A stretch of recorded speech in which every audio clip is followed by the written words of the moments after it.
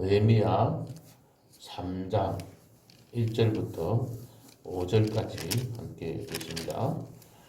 그때에 대제사장 엘리야십이 그의 형제 제사장들과 함께 일어나 양문을 건축하여 성별하고 문짝을 달고 또 성벽을 건축하여 한메아 망대에서부터 하나넬 망대까지 성별하였고 그 다음은 여리고 사람들이 건축하였고 또 그 다음은 이므리의 아들 삭불이 건축하였으며 어무는 하스나의 자손들이 건축하여 그 뜰보를 얹고 문짝을 달고 자물쇠와 빗장을 갖추었고 그 다음은 학보스의 손자 우리아의 아들 머레못이 중수하였고 그 다음은 사벨의 손자 베레가의 아들 머술람이 중수하였고 그 다음은 바나의 아들 사독이 중수하였고 그 다음은 드고아의 사람들이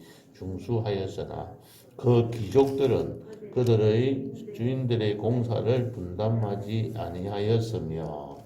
아멘. 계속해서 32절까지 비슷한 이야기가 나옵니다. 사람 이름은 다르고 또 문의 이름들이 다르게 나오는 내용이라서 그냥 앞에까지만 살펴보았습니다. 느헤미야는 총독이었습니다. 총독이 무엇인가 이렇게 이해를 하려면 어떻게 설명하는 게 좋을까 생각해 보니까 우리나라 옛날에 일본 식민지 시대 때 일제강점기 시대 때에 우리가 한번 생각해 보면은 잘 이해가 될 겁니다. 그때에 우리나라에 총독이 와 있었습니다. 그때 온 총독은 한국 사람이 아니고 일본 사람이었습니다. 그런데 느헤미야는 이스라엘 나라가 유다 왕국이 망하고 난 뒤에 포로로 잡혀갔던 사람들의 후손으로 태어난 1세입니다. 그러니까는 옛날에 예루살렘에 살았던 사람이 아니고 포로로 잡혀가서 그곳에서 태어난 사람입니다. 그래서 그곳에서 아닥사스다 왕의 신임을 절대적인 신임을 받고 있다가 그러니까는 지금 우리가 비교하면은 일본에서 생활하다가 일본 천황의 어떤 신임을 받고 한국에 돌아와서 총독으로 돌아왔다는 말입니다. 느헤미야가 예루살렘의 총독으로 돌아와서 그곳에서 이제 나라를 새롭게 갖고 가는 그러한 말씀들이 1장에서부터 계속해서 나옵니다. 그러니까 느헤미야가 일본에 있을 때 이렇게 생각하면 됩니다. 일본에 있을 때 한국에서 온 형제들의 소식을 들어보니까 한국의 상황이 여러 가지로 안 좋은 거죠.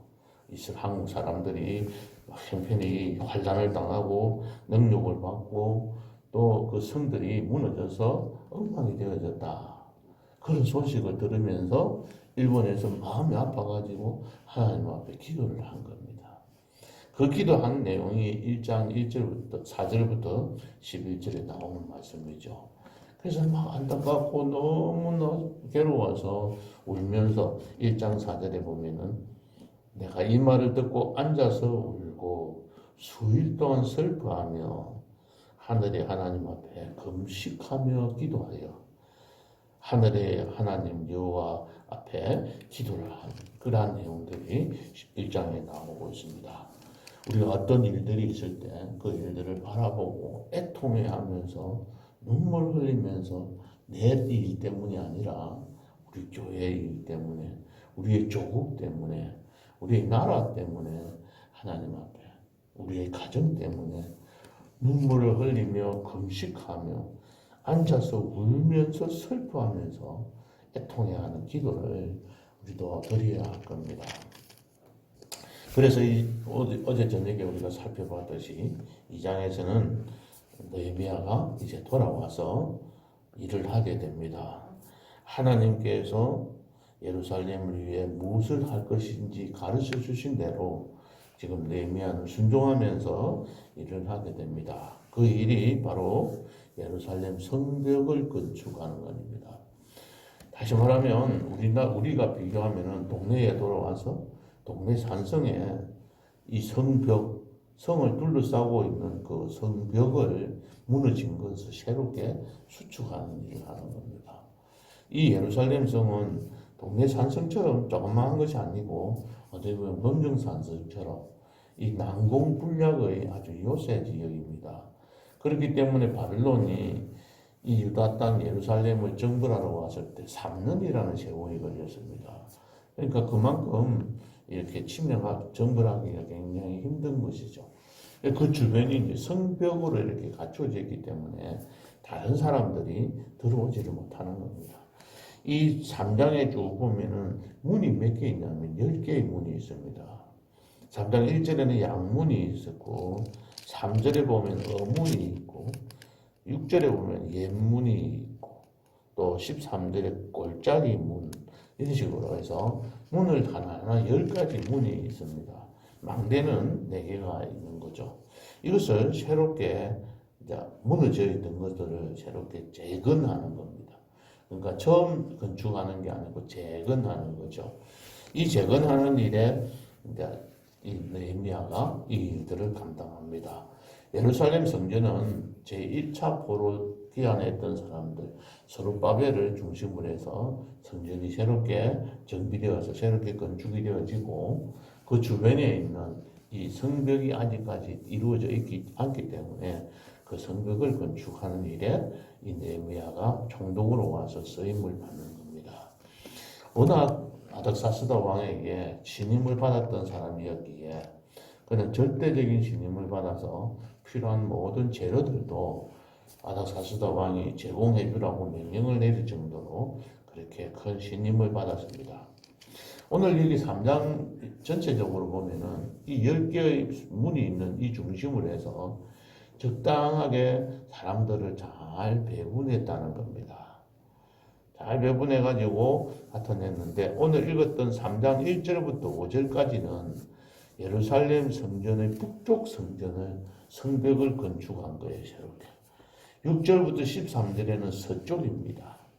14절부터 19절에는 남동쪽이고 20절에서 30절에 있는 말씀은 동쪽에 있는 성벽을 재건한 사람들의 그 공로자들의 명단을 미리 이렇게 기록이 되어져 있습니다. 미리 기록이 되어져 있기도 하지만 이들이 중심이 되어져서 이 일들을 감당했다는 것을 말하고 있습니다. 얼마나 잘 했든지 52일 만에 이것을 완전히 완벽하게 새롭게 성벽을 건축을 재건을 했습니다. 그럼 동네 산성을 새롭게 재건한 성벽을 새롭게 재건한다고 생각하면 2달도 안 되는 시간에 이 일을 감당해 나간다는 것은 굉장히 힘든 일입니다. 그런데 느헤미야는 52일 만에 이 모든 것들을 다 이루어낸 것이죠. 그래서 이것을 이 성경에 이렇게 분석을 해본 사람의 이야기는 이 10개의 문을 중심으로 해서 40개 여기 사람들이 40명이 주된 이 감독자들 배분을 이렇게 40명에게 나누어졌다는 겁니다. 잘 배분해 줘서 이렇게 이루어진 것이죠. 오늘 여기 말씀들 중에서 주로 좀 특징적인 있는 것이 오늘 1장에 나와 있는 말씀들. 대제사장 엘리야십이라는 대제사장이 그 중심으로 해서 제사장들을 모아가지고 이 양문을 오늘 1장 1절과 2절에는 1절만 나오네요.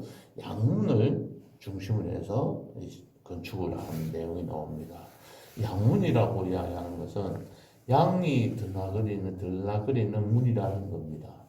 성전에 가장 가까이 있어서 제사장들이 이 문을 출입을 하면서 양들을 잡고 또 양들을 제물로 바치기 위해서 죽이거나 피를 흘리고 하기 위해서 이 드나들던 그런 문이었기 때문에 양문이라고도 한다고 합니다. 어쨌든 이 대제사장들과 제사장들이 중심이 되어가지고 먼저 솔선수범했다는 겁니다. 그래서 많은 사람들이 함께 이렇게 일할 수 있도록 된 거죠. 그래서 느헤미야에게는 가장 큰 위로가 되고 큰 격려가 되었을 겁니다. 그래서 아마 제일 먼저 이렇게 또 기록을 해놓았으리라고 봅니다. 그 다음에는 쭉 내용을 보면은 뒤에 32절에 보면 검장색과 상인들이 참여를 한 것이 나옵니다. 이 검장색이라는 걸 뭐 하냐면 금을 이렇게 반지를 만들면 금이 이렇게 무늬도 높고 이렇게 하지 않습니까? 그걸 하는 세공업자들을 검장색이라 하는 거예요. 그런 세공업자들이나 상인들도 이 특수한 직업을 가진 자들도 함께 참여했다는 겁니다. 많은 사람들이 그냥 쉬지 않고 다 참여했다는 거죠. 그리고 또 여기 보면은 여자들도 같이 참여해서 모든 신앙 공동체가 함께 참여한 것이 나옵니다. 그런데 이 쭉 전반적으로 살펴보면은 모든 사람들이 다 나와서 유다 땅에 있는 사람들이 다 나와서 예루살렘 성벽을 건축한 것은 아닙니다. 이 중에서 일부 사람들은 참여하기 싫어하는 사람들은 또 집에서 멀다고 느끼는 사람들은 또 나름대로 자기의 어떤 생각을 가지고 있는 사람들은 이 일에 참여하지 않았던 것도 봅니다. 이방인들만 방해한 것이 아니라 실제적으로 유대인들도 유다 사람들도 참여하지 않고 옆에서 빈둥거리면서 있었던 사람들도 있다고 성경에는 기록이 되어 있습니다. 이 땅에서 이러한 일들을 하다 보면 외부에서 방해하는 사람도 있지만 내부적으로도 참여하지 않는 사람들도 있다는 거죠. 이런 모든 것들이 불만도 생기고 불협화음이 생길 수 있는 것들을 이 느헤미야는 지혜롭게 하나님께서 주신 그 은혜대로 모든 일들을 잘 조직적으로 감당해서 52일 만에 성벽을 완공하게 됩니다. 그 과정들은 앞으로 계속 한번 살펴보겠습니다만은 오늘 이 말씀을 통해서 우리가 좀 하나 배워야 될 것은 이 구간별로 잘 나누는 것들을 먼저 해야 합니다. 지도자들은 왜 이게 중요하냐면 일을 이렇게 나누다 보면은 이 누구는 많이 하고 누구는 작게 하고 이렇게도 볼 수 있는 거죠. 불평이 있고 불만이 있는 거죠. 사도행전 6장에서 나와 있듯이 헬라파 유대인들은 왜 우리들은 이 구제에 빠지게 만들었냐? 너희 히브리파 유대인들만 왜든 잘 챙기고 우리한테는 왜 안 주느냐? 이렇게 보는 거죠. 우리가 이렇게 누가 어떤 아버지가 만약에 부모님이 자녀들한테 우리가 어릴 때 한번 생각해 보시면 또 똑같이 나누어서 나눠주는데 내가 받을 때 뭐라고 생각해요? 남의 떡이 크게 보이잖아요. 저 사람은 좋은 걸 주고 나는 작게 주고 이렇게 생각하지 않습니까? 이런 말들이 우리들의 형제들끼리도 생기게 되고 또 교회 공동체로 사문 공동체로 살아가는 그 가운데에서도 그냥 불만들이 작은 불만들이 생길 수가 있는 것입니다. 그래서 이거를 작은 불만이 생기지 않도록 적당하게 적절하게 배분한다는 것이 굉장히 힘듭니다. 이 느헤미야는 어떻게 배분했냐면은 각 그 지역에서 살고 있는 그러니까는 안락동에 살고 있는 사람들은 안락동 근처에 있는 성벽을 건축하게 하고 또 문현동에 사는 사람은 문현동 근처에 있는 성벽을 건축하게 해서 가까운 곳에서 일을 할 수 있도록 배분도 하고 아주 지혜롭게 잘 배분했던 것들 저도 잘 완전하게 살펴보지는 못하지만 그러하게 배치를 했다는 겁니다. 우리가 일을 하다 보면은 그러한 일들이 있을 때 뭐라고 이야기하냐면 좀 그래 하면 될 건데 라고 그 사람을 탓하기보다는 그러한 말이 생기지 않도록 잘 만들어가는 것들도 지혜로운 일입니다. 그래서 업무 내용을 해야 할 일들을 잘 파악을 해서 그것을 적당하게 쪼개가지고 나누는 것이 첫 번째 해야 할 일입니다. 그래서 그런 일들을 잘 감당해야 되고 두 번째는 그 일들이 각각이 다릅니다. 그러면은 그 일에 가장 그 일을 잘하는 사람이 누구인지 잘 생각해보고 그 사람에게 그 일들을 맡기는 거죠. 뭐 농사를 전혀 지어보지도 못한 사람한테 너 당신은 여기 와서 농사 지으세요 하고 일을 배당을 한다면 그 저기에서 힘들고 불평도 생기게 되고 또 그 일로 인해서 효율적으로 일을 할 수가 없는 거지 않습니까? 그래서 일을 잘 쪼개고 그 쪼갠 일들에 잘 배분해야 합니다. 삼국지를 읽어보면서 하나 제가 느꼈던 것이 있습니다. 유비와 간호와 관원장과 장비 이 세 사람이 있지 않습니까? 이 세 사람 도움계리를 맺고 나중에 되면은 누굴 데려옵니까? 갑자기 생각이 안 나. 데려왔는데 그 세 사람이 죽고 난 다음에 제갈공명이 혼자 남았습니다. 그래서 유비가 제갈공명에게 유언을 하고 내가 하지 못한 일을 다 좀 맡아서 잘 해달라 이렇게 유언을 합니다. 이 제갈공명은 그 혼자서 그것을 받아들여서 그 일들을 혼자서 감당을 하는 거예요. 시시도 아니하고 군사도 훈련시키고 모든 것들 필요한 것들을 갖추고 가고 있습니다. 그때 이 이야기를 조조가 듣습니다. 조조가 껄껄 웃습니다. 한바탕. 그때 이 주변에 있는 사람이 왜 그렇게 성상하고 웃습니까? 물으니까 얼마 안 있으면 유비는 이 제갈공명은 죽게 될 것이다. 그러니까 걱정할 거 하나도 없다. 왜 죽느냐 물으니까 모든 일들을 혼자서 감당을 하니까 그렇다는 거예요. 그래서 그 일들을 혼자서 감당하니까 무리가 되고 그렇게 해서 그래서 결국은 제갈공명도 죽게 되어서 나중에 되면 조조가 모든 걸 천하를 통일해가는 그런 모습들을 봅니다. 우리가 하나님 앞에서든지 집에서든지 또 직장에서든지 혼자서 일을 잘한다고 해서 다 할 수가 없는 거잖아요. 그러니까 그 일을 잘 배분해서 그 일에 가장 쓰임을 받을 수 있는 사람이 누구인지를 잘 나누어 가지고 이렇게 배분해 주는 것들이 참 필요합니다. 학교에서 교장으로 근무하면서 선생님들한테 이렇게 일을 잘 나누어 준다는 게 제일 중요하기에 늘 1월달, 2월달 2달 동안은 그것만 생각하는 거죠. 어떻게 해서 이렇게 조직해가지고 3월부터 새롭게 일을 잘 처리할 수 있을까 고민하면서 항상 생각하는 게 2달 동안 머릿속에 그것만 생각하는 거죠.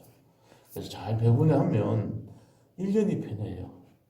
학교가 편하게 잘 돌아갑니다. 조직적으로 잘 운영이 되어주는데 그 2달이 완벽하게 준비되지 못하면 1년이 너무 힘들게 진행하는 거죠.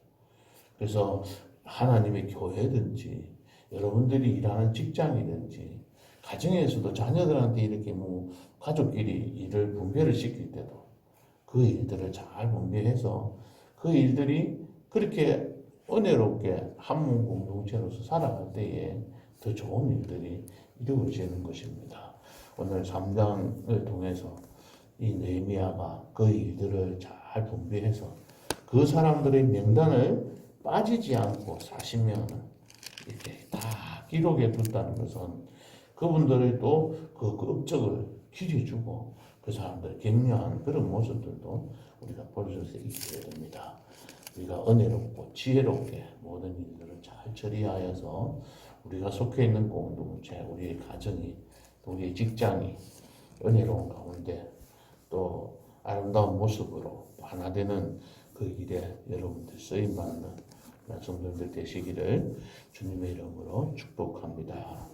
기도하시겠습니다. 하나님 아버지, 오늘 느헤미야 3장을 통해서 우리가 하나님께서 가르쳐 주시고 또 느헤미야의 지혜로운 그러한 리더십을 통해서 여러 가지들을 많이 깨닫게 해주셔서 감사를 드립니다.